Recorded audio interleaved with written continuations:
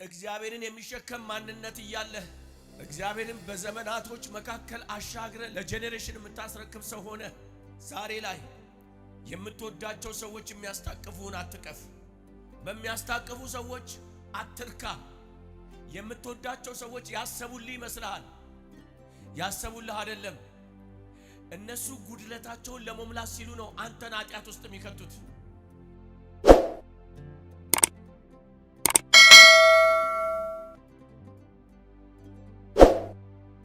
ዘፍጥረት ምዕራፍ 16 ነው ማለት የአብርሃም ሚስት ሶራ ግን ለአብርሃም ልጅ አልወለደችለትም ነበር።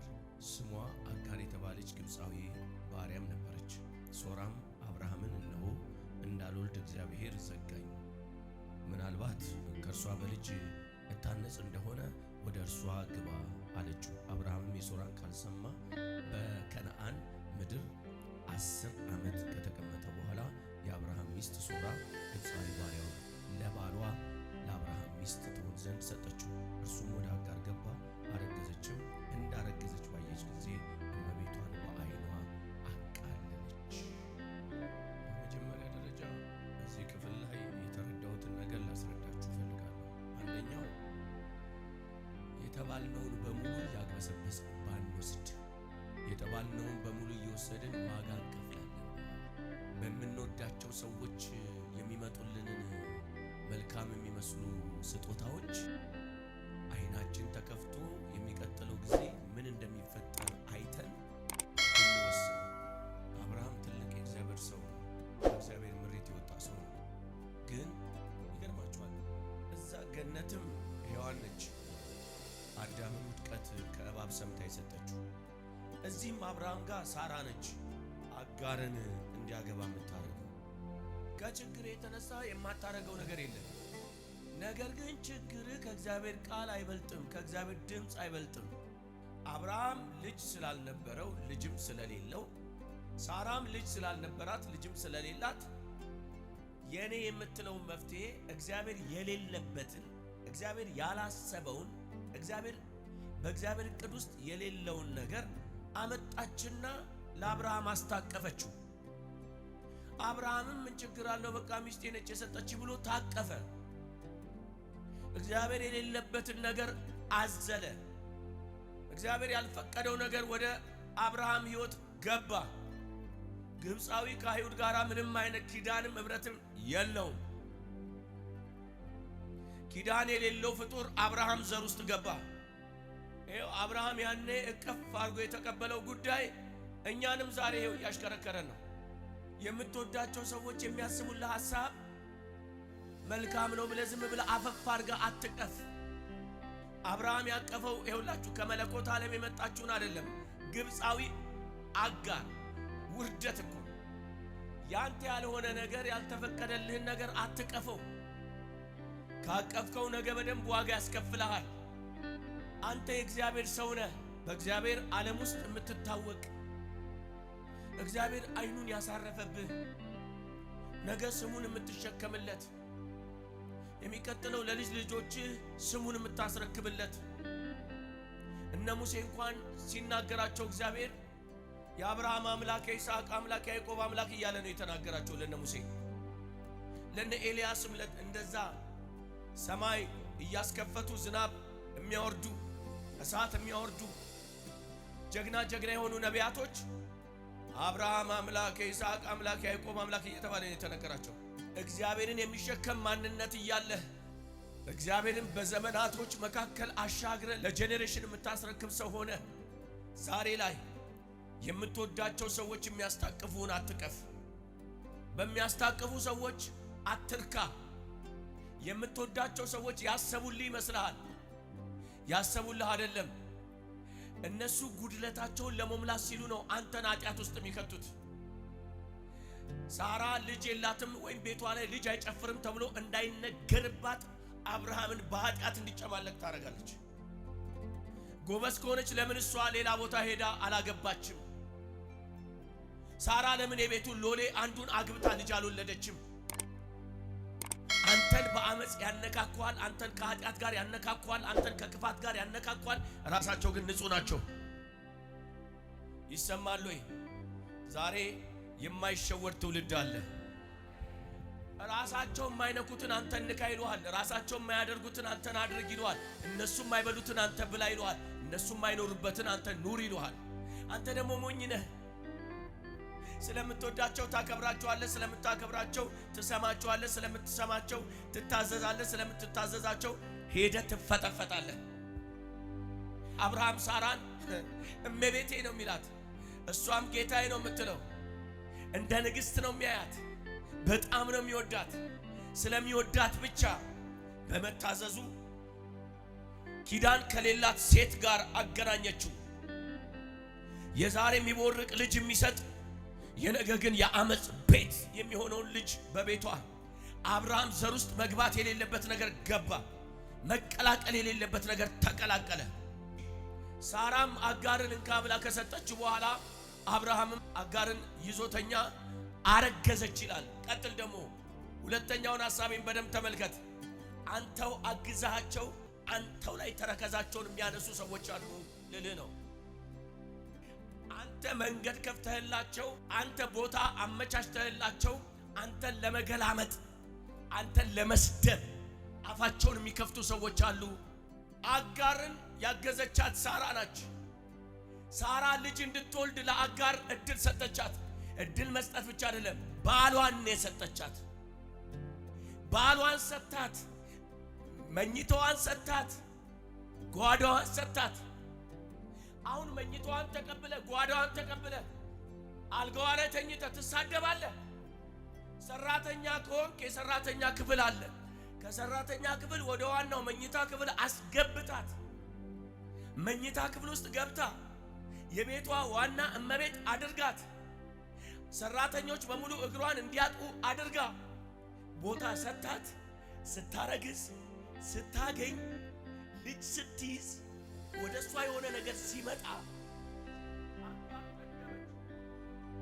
የብዙዎቻችን ልብ የተሰበረው የረዳናቸው ሰዎች አፋቸውን ስለከፈቱ ነው።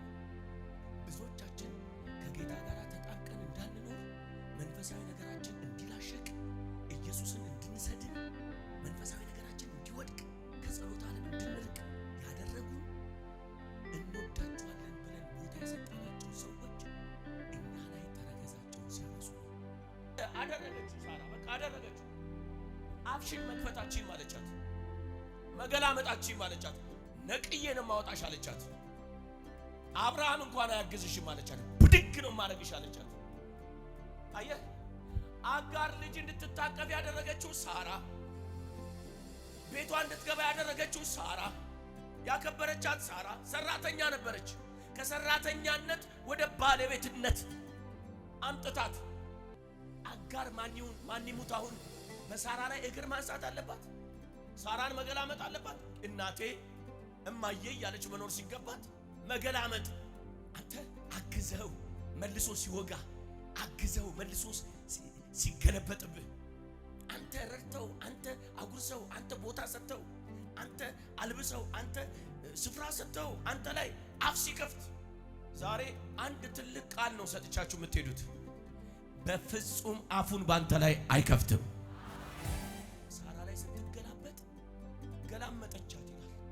ገላመጠቻት፣ ናቀቻት። ሳራ ሲንቃት ሳራ አበደች። እንዴት አታብድ? አብርሃም አለችው፣ እቺ ሴትዮ እኔ ቦታ ሰጥቻት፣ እኔ በር ከፍቼላት እኔ ላይ ትገለበጣለች አለች። እኔ ነኝ እኮ በር የሰጠኋት፣ እኔ ነኝ እኮ ባሌ ነው የሰጠኋት፣ ባሌ ነው የሰጠኋት፣ ባሌ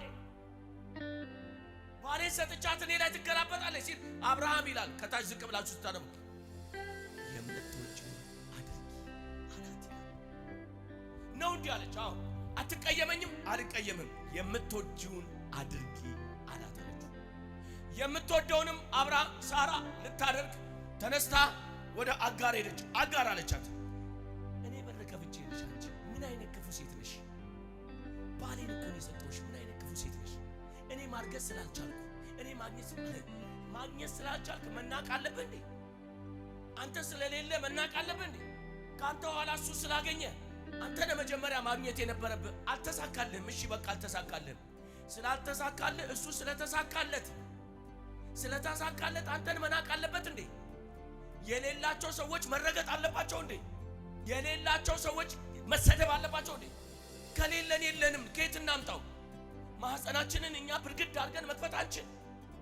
ጽንስን እንደ ድንጋይ አንጥተን እዚህ ውስጥ መክተት አንችል። ምን ሆነሻል? እኔ እኮ እድል የሰጠውሽ የመጀመሪያ የበኩር ባሌ ነው። ይገባሻል? የበኩር ባሌን ላንቺ ስሰጥ እኮ የቤታችን ታማኝ አገልጋይ ነሽ፣ ሌላ ሴት መጣ ከምታገባው አንቺ ትቻለሽ ብዬ ነው የሰጠውሽ። ምንም ቢሆን ያንቺ ልጅ የኔ ልጅ ይሆናል ብዬ ነው። ነገር ግን አንቺ ገና ስታረግሺ፣ ገና ስትቀበይ፣ ገና ሲመጣ እኔን የላትም ብለሽ ነው የምትሳደቢው፣ የላትም ብለሽ ነው የምትርቂኝ። በይ እንግዲህ ዛሬ አሳይሻለሁ አለቻት። የሌለኝ ልጅ ነው እንጂ አውቶሪቲና ስልጣን አለኝ አለቻት። በቤቱ ላይ መብት አለኝ አለቻት። ዛሬ ማታ የሌላችሁ የላችሁም፣ ያላችሁ ግን ድብቅ የሆነ ስልጣን ዛሬ ይገለጣል። የተሰወረ ስልጣናችሁ ዛሬ ይገለጥ። እንዲህ ልበላችሁ፣ ልባችሁን ሰባሪ አብሯችሁ አይቀጥልም። ሳራ ብድግ አለችና ለመሆኑ እኔ ናክሺ ባበላዎች ባጠጣዎች ባሳካውልሽ እኔ ላይ በይ እንግዲህ ምን አይነት መብት እንዳለኝ አሳይሻለሁ። ጓዝሽን ጠቅልለሽ ከዚህ ቤት ብዙ ዘመን ዋጋ የከፈልክለት ሲሳካለት ተረከዙን ካነሳ ካንተ ጋር እንዲኖር አትፈቅድለትም። ብዙ ዘመን አግዘው ረድተው ተረከዙን ካንተ ጋር እኩል ሊያረግ ካነሳ አንተ ቤት አንድ ደቂቃ እንዳይኖር አትፈቅድለትም። አውጥተህ ትጥለዋለህ። ካከበሩ ያከብረዋል፣ ካላከበሩ ግን ይዋረዳሉ። መዋረድ አይደለም ይወጣሉ። በቃ ይወጣሉ። ሳራ ተራሰው መስለዋለች። ሳራ እንደ ተራሰው ናቀቻት ነው እንዲህ አለች። ገንጥዬ ማውጣት ይችላል አለች፣ ማባረር ይችላል አለች። ብድግ አረገችና አስወጣቻት። ከሚንቅ ሰው ጋር አንድ ቀን አትቀመጥ። ሳራ ብድግ አለችና አጋር አለቻት፣ ውጪ ኮተትሽን ያዥና ሂጂ። ይዘሽ የመጣሽው ፔስታል ነው፣ ፔስታልሽን ያዥና ውጪ። ይዛ ወጣች። አየ ስልጣን። ልጅ ባይኖርም ስልጣን አለ፣ ገንዘብ ባይኖርም ስልጣን አለ። አጋርም ወጣች ይላል፣ ሄደች። ከዛ የት ሄደች ይላል መሰለህ? ምድረ በዳ። ስትጠግብ ምድረ በዳ ውስጥ ይከታል። አርፈ እንጀራ አልበላም ስትል የተመቻቸ ቦታ ቁጭ ብለህ ንቀት ስትጀምር ወስዶ ምድረ በዳ ላይ ያደቃል። ወሰዳትና ምድረ በዳው ላይ ለቅሶ ጀመረች። ወይኔ ማለት ጀመረች። እግዚአብሔር ምድረ በዳ ወሰዳት። ስታለቅስ አያት። አጋር አለቀሰች ይላል። አያት አጋር እግዚአብሔር አቤት አለችው። ለምን ታለቅሻለሽ? ቅድም ያንጓጠጠቻትን ለእግዚአብሔር እንደዚህ ብላ መለሰች። በቤቴ አባረረችኝ አለች። ከዛ እንደዚህ አላት እግዚአብሔር ደግሞ አጋር ሳራ ስላባረረችሽ ሳራን እቀስፋታለሁ። ሳራ ስላባረረችሽ ቤት አለኝ ብላ ነው፣ ራዕይ አለኝ ብላ ነው፣ መድረክ አለኝ ብላ ነው ስላባረረችሽ እቆርጥልሻለሁ። ሄጄ ታያለሽ፣ ሬሷን ነው ማሳይሽ አላላትም። በብዙም በእግዚአብሔር አይታለም። ስላለቀስክ እግዚአብሔር አይሸወድም። የልብህን ትዕቢት በደንብ ያውቀዋል። የተበተችበትን የልቧን ትዕቢት ስለሚያውቅ እግዚአብሔር ለቅሶዋን አየና ለመሆኑ ለምንድን ነው የወጣሽው? ልትናገር አልፈለገችም። አሁን ምን የሚያስለቅስሽ? ከሚመች ቤት ወጥቼ ምድረ በዳ ፀሐዩ አቃጠለኝ።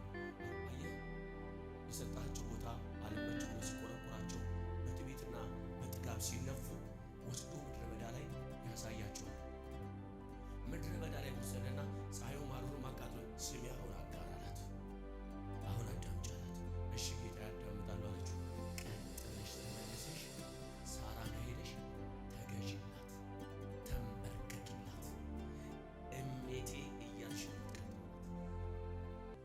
ትናንትና አገኘን ብለው የጠገቡ ሰዎች የሚቀጥለው ላይ መኪናቸውን ይዘው ራሱ መጥተው ይቅርታ ይጠይቋል። መጣችና ልጅ ይዛለች። ልጅ ያልያዘችውን ሳራን ይቅርታ አልጠየቀችም። እግዚአብሔር ራሱ ያከብረዋል። ታውቃለህ፣ እነሱ ከተሸከሙት ሀብትና ንብረታቸው ጠግበው ራሱ አለልከም። እንደዚሁም እንደዚህ አላት፣ አጋር አላት፣ ስሚኝ አላት፣ የተሸከምሽው ልጅ የአብርሃም ልጅ ነው አላት። ዘሩ በጣም አደገኛ ነው አላት። ይበዛል፣ አበዛዋለሁ አላት። አይቆጠርም አላት። በጣም ስሙም እስማኤል ይባላል አላት። ግን ይህንን ተሸክመሽ ከነ ሀብትሽ ከነ ዘርሽ ዘሩ በጣም ብዙ የሆነውን እስማኤልን ተሸክመሽ ሄደሽ ለመካኗ ምንም ለሌላት ለዛች ለሳራ ልትንቀጠቀጭ ይገባል። ዛሬ ቅባት ላለው እንጂ ብር ላለው መገዛት አይቻልም። ቅባትና ራእይ ህልም ያለው እግዚአብሔር የነገረው ኪዳን ያለው ሰው የናቁ ሰዎች ጠቅላላ ይቅርታ ይጠይቁዋል። ዮሴፍ ባለ ራእይ ነው። ራእይ አለው። ወንድሞቹ አገር ሰላም ነው ብለው ጉልበተኛ ነን ብለው ቀጠቀጡትና ሸጡት። ሲሸጡት አባረሩት ነው የሚለው። ሲያባረሩት እግዚአብሔር ከነሱ ጋር ሳይሆን የተባበረው ከኪዳኑ ጋር ነው። ረሃብ በረሃብ አላረጋቸው፣ ጆንያ አላሸከማቸው፣ ባዶ ፔስታል አላሳዛቸው። ራእይን ሳያከብሩ ጸጋን ሳያከብሩ ያንጓጠጡ የቀጠቀጡ ሰዎች በረሃብ ተቀጠው ይቅርታ ሊጠይቁ ይመጣል።